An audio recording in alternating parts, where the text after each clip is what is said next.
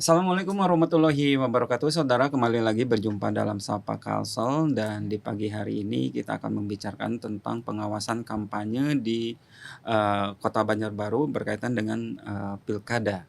Dan bersama kami sudah hadir Komisioner Bawaslu Kota Banjarbaru, Pak Bahrani.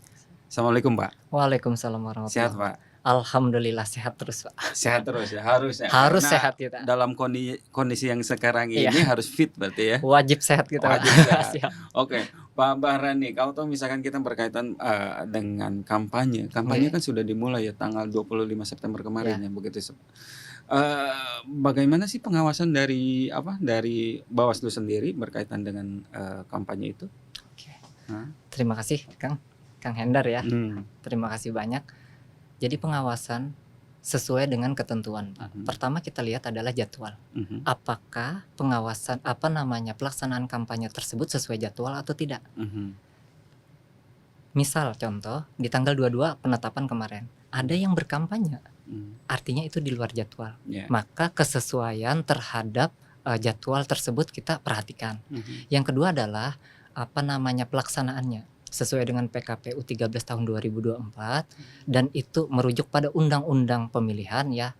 Yang masih kita pakai adalah 2010 tahun 2000 nomor 10 tahun 2016 itu ada diatur bahwa bagaimana pelaksanaan, metodenya seperti apa, terus materinya seperti apa dan lain sebagainya. Dan itu memang dikoordinasikan dengan pelaksana siapa? KPU hari ini dengan stakeholder dan peserta pemilunya sendiri. Maka itu yang kita menjadi fokus pengawasan kita.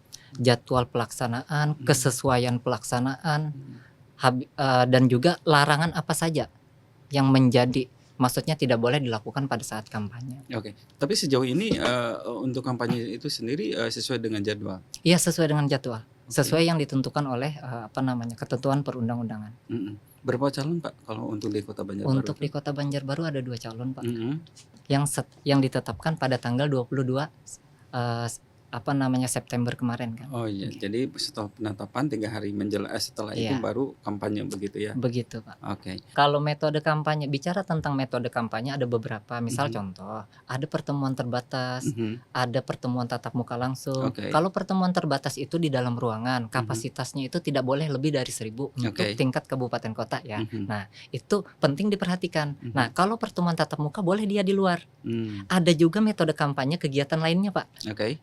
Kegiatan lainnya misalkan kampanye di media sosial, itu salah satu bentuk kampanye kegiatan lainnya. Rapat umum yang misalkan mengundang banyak massa dan lain sebagainya, konser atau pemaparan dari dari pimpinan partai politik misalkan di datang pusat. Itu mengundang banyak massa dan itu diatur, Pak, dan hanya boleh 1 kali dalam masa kampanye itu. Nah, ini masuk kegiatan lainnya atau misalkan kegiatan kampanye yang dibalut dengan kegiatan keagamaan. Itu Apalagi bisa? bisa itu. Itu bisa Itu ya? masuk kegiatan lainnya dan ini harus dikoordinasikan. Berarti kegiatan lainnya itu banyak banget ya? Banyak dan ini harus dikoordinasikan dengan KPU, Oke. disampaikan kepada Bawaslu ditembuskan, juga untuk izinnya disampaikan kepada kepolisian. Oke. Itu Ada yang batasan nggak untuk kegiatan lainnya itu, untuk kampanye kegiatan lainnya? ada, Pak, diatur. Oke. Ya, ada diatur batasannya itu. Apa tuh batasannya apa? Semisal dia misalkan ini termuat di dalam tidak melebihi kapasitas ruangan yang ada. Misal kalaunya sesuai dengan dia nanti akan koordinasi lagi atau izin ke kepolisian berapa sih kapasitas yang diperlukan sehingga tidak menimbulkan ini ya, Pak. Kerawanan begitu. Masih bisa lebih kepada menjaga kondusivitas. Nah, itu yang perlu diperhatikan. Oke, sejauh ini mereka yang dari kedua calon itu sudah melakukan hal yang sama? Iya, sejauh ini sudah, Pak. Pemberitahuan sudah disampaikan. Nah, kalau di PKPU 13 berkenaan dengan pemberitahuan ini mereka lebih fleksibel sifatnya pemberitahuan. Namun di aturan kepolisian mereka harus mengeluarkan izin. Oke. Begitu. Kalau masa kampanye itu sekarang itu lebih panjang ya dibanding dengan masa kampanye sebelumnya ya? Pilkada ya, Pilkada 2019 ya. Kalau ini sekitar kurang lebih 58 hari ya. 58 hari untuk 25 ke 23 November nanti ya. Kalau ini kan cuma bertiga ya komisioner Bawaslu ya. Siap. Itu gimana itu untuk mengaturnya? Kita memang bicara tentang kelembagaan ya, Bawaslu sendiri itu bukan lembaga sendiri, namun kita penting sekali, mengajak masyarakat di dalam pengawasan partisipatif kita. Nah, itu bentuk upaya, memaksimalkan peran kita atau fungsi kita di dalam pengawasan, itu satu. Kita punya jajaran juga, Pak. Oke. Ya, satu kecamatan itu punya 3 anggota, Panwascam namanya, dan satu kelurahan itu punya 1 anggota pengawas kelurahan desa. Dan ini yang kita berdayakan juga diimbangi dengan mitra kita. Kan kita punya SKPP, alumni pengawasan partisipatif, dan ini militan dengan kita, Pak. Juga masyarakat yang peduli dengan komunitas. Kalau di Banjarbaru lebih dikenalnya ya forum RT RW ya. Mereka sangat ini, Pak. Lebih banyak membantu untuk proses pengawasan kita. Ketika mereka menemukan ada dugaan pelanggaran, mereka sampaikan, atau hal yang tidak sesuai perspektif mereka sampaikan. Artinya kita buka ruang diskusi, buka ruang share. Maka hari ini kayak dewan aja, Pak, kantor Bawaslu Kota Banjarbaru kan selalu aja kawan-kawan wartawan juga kan. Jadi kita lebih humanis lah. Ya, oke. Berapa banyak kemitraan yang dirangkum oleh Bawaslu untuk meraih itu seperti itu? Kalau sementara yang secara umum ya, pertama itu kawan-kawan mahasiswa, ya memang dengan Relawan berarti ya? Relawan Bawaslu sendiri. Yang kedua adalah forum atau komunitas warga. Baru-baru ini kemarin kita, Pak, mendirikan Kampung Politik Uang. Memang ini diprakarsai atau diinisiasi oleh Bawaslu Provinsi, dan itu letaknya adalah di Kampung Purun, Pak, yang menjadi kerawanan tinggi untuk politik uang ya di sana. Nah, itu menjadi kemitraan kita. Hal-hal inilah kampung pengawasan partisipatif, forum warga, terus Itu maksudnya komunitas Kampung Politik Uang itu? Iya, komunitas. Oh, oke. Iya. Jadi itu gimana ininya? Pola kerjanya istilahnya seperti itu. Ketika mereka mendapati ya adanya dugaan pelanggaran atau adanya money politik, maka mereka sampaikan, laporkan. Nanti kita yang akan telusuri. Oke. Nah, itu hanya di Kampung Purun saja? Untuk wilayah sekitar, dan yang lainnya kita usahakan ke forum komunitas yang lain juga, misalkan RT RW tadi kan. Berarti tidak hanya terkonsentrasi di Kampung Purun, tetapi di seluruh kota Banjarbaru gitu. Seluruh kota Banjarbaru. Tapi pilot projectnya di Kampung Purun begitu. Karena berdasarkan identifikasi kerawanan kita di sana merupakan maksudnya terutama ya kelurahan di dalam kecamatan itu yang tinggi untuk kerawanan money politiknya. Oke, kita tahan dulu. Kita akan kembali saudara setelah jeda iklan berikut ini.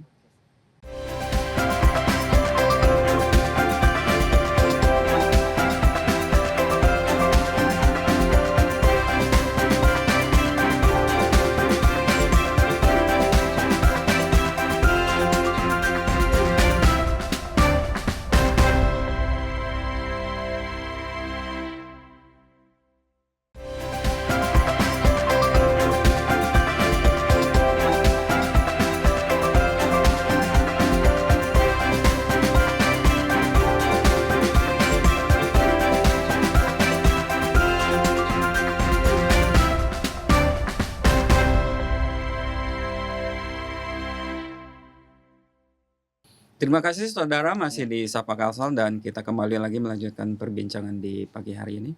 Pak, tadi itu kan ada kampung politik ya seperti itu. Kemudian dipusatkan di wilayah yang rawan begitu. Ada berapa wilayah atau ada berapa daerah nih dalam pantauan Bawaslu bahwa selain dari Kampung Purun itu juga ada beberapa titik yang menjadi konsentrasi Bawaslu untuk menguatkan tentang kesadaran money politik itu. Ya. Sementara satu kecamatan itu, Pak. Kalau yang lain itu beda-beda lagi case-nya. Ya. Yang lain itu beda-beda lagi case-nya, Pak. Ada soal netralitas, kita kerawanan kan macam-macam, Pak. Ada soal media sosial secara umum itu di Kota Banjarbaru luar biasa harus informasi ini, Pak, kan. Apalagi hari ini sekitar 40% itu disumbang oleh Genjet, Pak, dan pos Genjet untuk pemilih kita kan. Pemilih di Kota Banjarbaru sendiri. Nah, maka ini yang menjadi pos-pos ini yang menjadi Kalau untuk money politik sendiri di Kota Banjarbaru itu menjadi rawan rendah, Pak. Jadi tidak terlalu ini ya, Tidak terlalu ini intens. intens. Yang Oke. jelas rawan tinggi adalah soal netralitas ASN-nya. Oke. Baik itu di apa namanya di dunia nyata atau dunia maya tadi, media sosial tadi, untuk netralitas. Oke. Artinya apa? Keterlibatan dari ASN ini tinggi untuk Kota Banjarbaru berdasarkan data yang dihimpun pada saat pemilu sebelumnya atau pemilihan sebelumnya. Bagaimana Bawaslu untuk mengidentifikasi bahwa ASN itu terlibat atau tidak? Bagaimana? Heeh. Ya, oke. Pertama kita identifikasi terlebih dahulu adalah pertama ya, apakah ASN? Pertama dulu adalah ASN yang ada di Kota Banjarbaru ini siapa saja di seluruh tingkatan. Kita identifikasi baik itu apa, terutama pimpinannya Pak, kan dari pejabat apa namanya pemerintah kotanya sampai tingkatan yang paling bawah, yang pimpinannya kadis dan lain sebagainya. Di bawah ada camat, itu panwascam kita. Jajarannya siapa? Yang di bawah lagi ada lurah. Nah, di sini kita lihat keberpihakan mereka pada saat menjalankan program atau di aktivitas kesehariannya bisa dipantau Pak. Melalui bisa media sosial, bisa lewat pengawasan langsung oleh apa namanya tenaga pengawas kita. Kan tenaga pengawasnya cuma bertiga di kecamatan. Di kecamatan cuma bertiga, stafnya kan banyak Pak.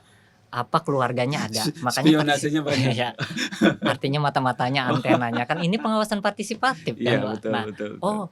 Dan bahkan Pak, bagusnya peran partisipasi masyarakat di Kota Banjarbaru ini tinggi ya.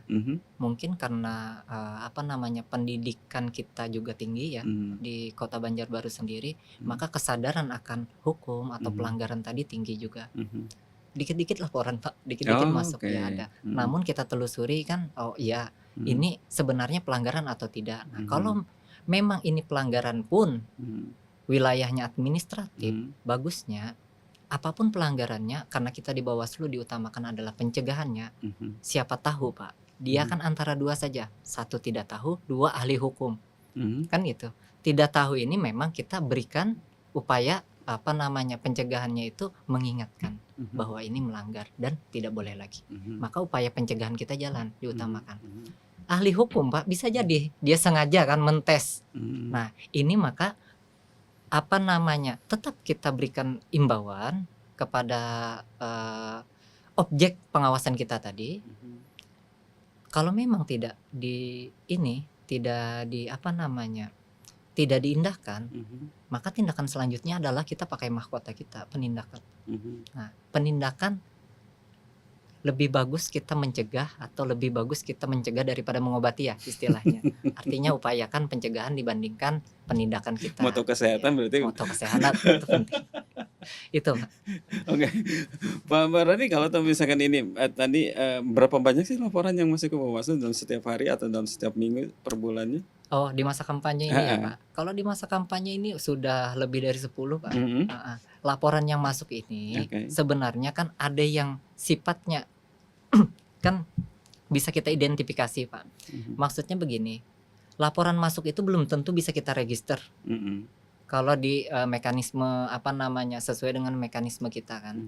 Laporan yang masuk itu harus terpenuhi syarat formil dan material. Tapi pemberi keterangan istilah kami ya, ini bisa dijadikan laporan, bisa dijadikan informasi awal bagi kami untuk kita lakukan penelusuran apakah memang iya. Ini melanggar atau tidak. Nah maka ini menjadi temuan kita di dalam pengawasan kita seperti itu. Ini berkaitan tadi ya kan apa istilahnya kalau Kota Banjarbaru itu memiliki kekhususan dalam arti kata dari jumlah peserta dari jumlah pemilih ya mungkin seperti itu karena kebanyakan Gen Z ya Pak ya. Gen Z dan post Gen Z Pak. Milenial juga penyumbang 20% sekitar segitu. Jadi hampir 60-80% itu disumbang oleh maksudnya penduduknya milenial, Gen Z, post Gen Z. Berarti mereka aktif di media sosial dong kalau begitu? Jelas.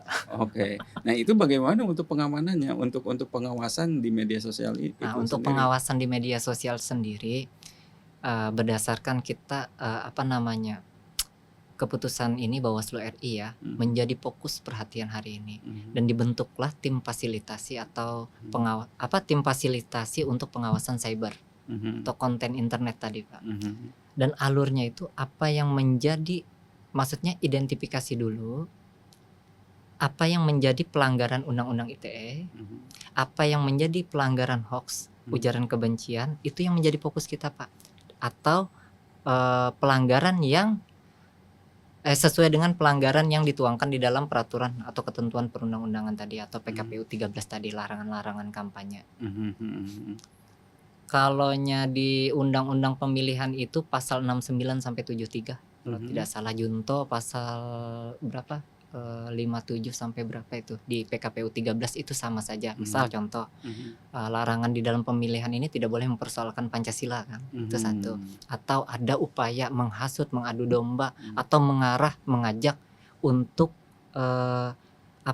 di dalam narasinya itu mengajak, mengarahkan sehingga ini menjadi kebencian, unsur kebencian itu tidak boleh. Konten-konten yang kandungan negatif tidak boleh. Nah, Oke. Berapa banyak media sosial yang dimiliki oleh masing-masing peserta pemilu, Pak? Kalau yang Kita tahan dulu. Oke. Kita akan kembali saudara setelah jeda iklan berikut ini.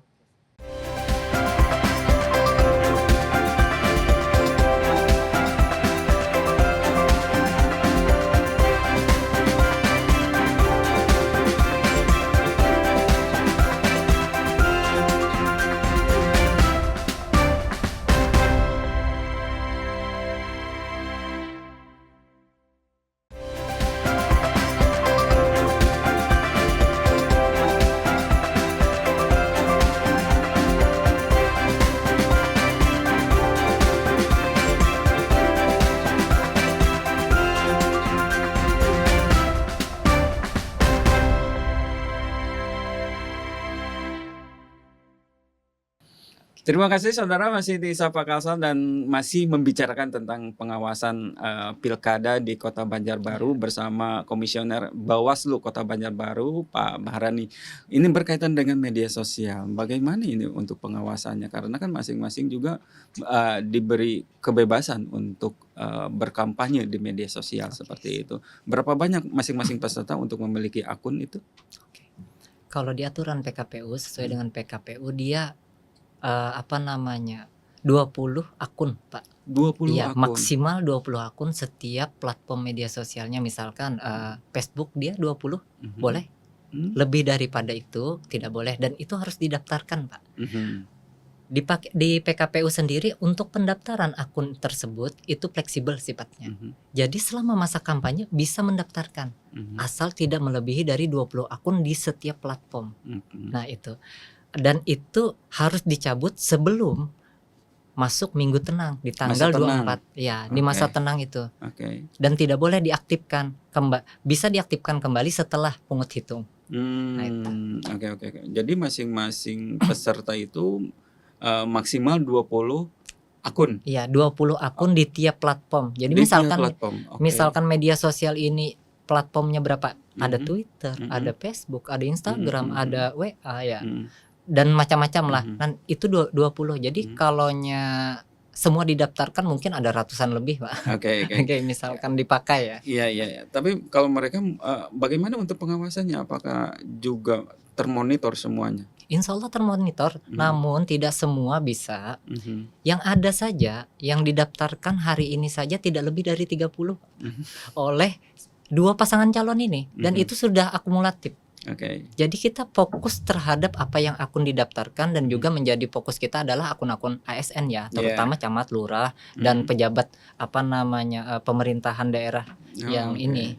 Oke. Terus dipantengin ya berarti akun-akun mereka ya. Harus itu. Nah, jadi untuk kita bentuk tim fasilitasi. Tim fasilitasi ini juga berkoordinasi dengan nanti dibentuk Pokja pengawasan ini ya, isu-isu negatif. Kolaborasinya dengan Kesbangpol, dengan kepolisian, cyberkrimnya kan, dengan Diskominfo untuk pengawasan di media sosial sendiri. Nah, juga jajaran kita. Nah, jajaran kita ini kita bagi Pak per konten. Oke. Tapi kalau misalkan Bawaslu apakah juga memiliki kewenangan untuk istilahnya mengawasi akun-akun di masyarakat umum berkaitan dengan pilkada ini khususnya di Kota Banjarbaru? Oke, siap. Terima kasih. Kita punya kewenangan, Pak. Mhm, Nah, kewenangan untuk mengawasi itu. Namun mhm, nanti ujungnya adalah mhm. rekomendasi yang disampaikan kepada Kementerian Kominfo ya, Ya. atau platform media sosialnya tadi. Siapa? Misalkan Mmm, Facebook kan dikirim ke platform ininya ke Facebook anunya ya. mhm. Dan itu untuk di take down Mmm, atau untuk akun sementara di apa ya namanya istilahnya ditangguhkan. ya ditangguhkan untuk Oke. sementara itu ujungnya Pak Nah, nanti. untuk masyarakat umum ya, di Ya luar untuk dari peserta pemilu iya. begitu, seperti itu. Tapi ada tindakan nggak? Misalkan ada dia kena sanksi nggak seperti itu? Nah, tergantung Pak, Aha, tergantung apa yang menjadi apa namanya, kan subjek pengawasan kita jelas, mhm, apakah ada unsur negatif atau kandungan negatif narasi-narasi yang disampaikan atau mhm, di konten mereka itu ada mhm, kandungan negatif tadi, bisa mhm, jadi apakah ini nanti melanggar, undang-undang ITE mhm, yang arahnya nanti pidana, mhm, ya kan? Apakah ini melanggar undang-undang, pemilihan atau masuk ranah pemilu yang mhm, sifatnya nanti administratif saja. Nah, mhm. untuk masyarakat sendiri itu bisa, ya tidak terlalu berat sih, Pak. Iya iya iya, Biasanya mhm, akun ini kan tidak bisa kita mhm, identifikasi atau selidiki ini punya siapa sih. iya Nah, walaupun biasanya sih akun-akun yang dimiliki ini bukan masyarakat biasa ya, iya masyarakat yang mungkin bisa jadi ini sayapnya dari ini ya. iya, Nah, maka kita pastikan terlebih dahulu akun media sosial ini apakah punya atau pengelolanya si peserta pemilu itu. mmm, Kalau tidak, maka bukan dianggap, "Oke silahkan, yang penting tidak ada kandungan, ujaran kebencian di sana atau mmm. hoaks di sana atau mengarah kepada Yang merugikan yang ya, merugikan merugikan 2 salah pasangan satu." calon itu. Oke. Oke Atau oke. mengganggu ketertiban umum lah, Mhm sifatnya mhm umum. mhm Nah itu, mhm. Pak. Itu kalau tuh misalkan untuk media sosial ini apakah hanya Bawaslu saja yang diberi tanggung jawab untuk mengawasi? Apakah ada lembaga lain selain dari Bawaslu? Ada, Pak. Oke. Jadi kita ada satgasnya Mhm kan untuk di RI ya. mhm Maka di situ Kominfo ada, mhm BSSN ya, mhm. Badan Sandi dan Badan Sandi Negara ya? Cyber dan Oke. Sandi Negara. Mhm. Nah, itu turunannya nanti di Diskominfo, kepolisian juga Oke, berarti gitu. turunannya sampai ke Diskominfo Iya, kabupaten kota dong kalau kabupaten begitu? kota. Ya, Oke. ada. Itu, koordinasinya gimana antara Bawaslu dengan Diskominfo Kota Banjarbaru sendiri? Di sana ada, Heeh. Pak. Kita Pokja ada namanya. Oh, ada Ya, Pokja? Heeh. kelompok kerja dan Mmm, mereka, tergabung di situ juga. Dan mhm nanti kita tetap fungsi koordinasi itu mhm. diintensifkan dan diperkuat selalu. Oke. Ada ini nggak, sudah mulai menemukan, pelanggaran-pelanggaran dari, media sosial yang berkaitan dengan Sejauh kampanye ini? ini belum, Pak. Mhm Sampai tanggal hari ini ya, mhm belum. mhm Belum mhm kita temukan. mhm. Siapa tahu nanti bisa jadi ada laporan ya masuk. Karena yang dari masyarakat ini kan di luar daripada fokus pengawasan kita Mhm dan kita sudah sampaikan di media kita jika karena kita mengutamakan kepada pengawasan partisipatifnya ya. mhm. Ada aduan di luar daripada keterbatasan kita untuk mengawasi, karena memang banyak hal tadi kan akun peserta pemilu Mhm luar biasa banyaknya sudah ketika di ini kan, belum lagi ASN yang ada, di mhm. luar daripada itu masyarakat bisa dilaporkan. Oke. Heeh. Pelaporannya kalau tuh misalkan menemukan di media sosial ada pelanggaran, Iya, ah, lewat aduan ini Pak, media oke, sosial kita sudah disampaikan di Instagram kita, ada mhm email, ada call center-nya, mhm ada portal aduan, dan mhm. di situ bisa dilihat untuk Bawaslu Kota Banjarbaru. Oh, jadi Mudah, langsung masuk ke langsung sana? masuk saja, Mhm screenshot mhm akunnya apa, mhm pemberitaannya seperti apa, atau penyampaian kontennya seperti apa, mhm. kirim. Oke. Ada feedback-nya nggak ketika itu misalkan ada masyarakat Mhm. melakukan, pengaduan seperti itu, apakah ada feedback untuk masyarakatnya sendiri? Feedback-nya misalkan ada Eee, informasi, bahwa, pelanggaran ini sudah ditindaklanjuti atau dan sebagainya atau bagaimana? ya kita sampaikan Mhm kembali. mhm Untuk siapa yang pelapor, kita sampaikan kembali mhm. kita akan rilis apa saja yang sudah ditindaklanjuti dan tidak, Oh, seperti itu. oke. Jadi keterbukaan informasinya juga sudah jelas ya Sudah berarti? jelas. Itu disampaikan Bawaslu itu di mana? Di media sosial bisa, nanti Mhm. di apa namanya, di kantor itu kan ada Mhm. kita ruang, Pak, ruang Mhm. untuk apa namanya, PPID istilahnya Oke. ya, penyampaian ini ya, apa namanya, Aspirasi, bukan Pak, informasi keterbukaan informasi untuk informasi keterbukaan keterbukaan. informasi publik yang sifatnya informasi khusus ya bisa. Oke. Ketika ada masyarakat yang melapor, apakah namanya juga di-hidden? Misalkan Oh, disembunyikan atau untuk apa bagaimana? ya Atau namanya, di-publish juga? ya tergantung nanti kan kalaunya berani masyarakatnya kenapa enggak, kan? Heeh, Ya tergantung. Kalaunya oke memang apa namanya, ini ada laporan apa segala macam kita bisa. oke, Kita yang menelusuri, kita yang mhm menemukan, mhm, maka menjadi temuan kita. oke, Maka oke untuk perlindungan ya. oke. Apa harapan Bawaslu berkaitan dengan, pengawasan kampanye untuk masyarakat? Silakan. Oke. Terima kasih banyak. Harapan kami Bawaslu Kota Banjarbaru itu tetap jaga kondusivitas untuk pemilih. Mak Pemilih ini untuk cerdas dan bijaksanalah dalam penggunaan media sosial karena luar biasa ya, arus informasi dan lain sebagainya. Jangan serta-merta apa namanya, mengkonsumsi konten-konten yang ada di media sosial ini langsung tanpa ada filter. Maka dari itu, bijaklah dalam penggunaan media sosial. Ketika ada isu-isu yang sifatnya negatif itu tolong diperhatikan atau tolong dipelajari dulu, jangan langsung dikonsumsi. Mungkin itu yang bisa saya sampaikan. Oke, terima kasih Pak Mahrandi. Demikian saudara, perbincangan di pagi hari ini. Kita akan kembali di episode berikut dengan narasumber lainnya. Sampai jumpa. Sampai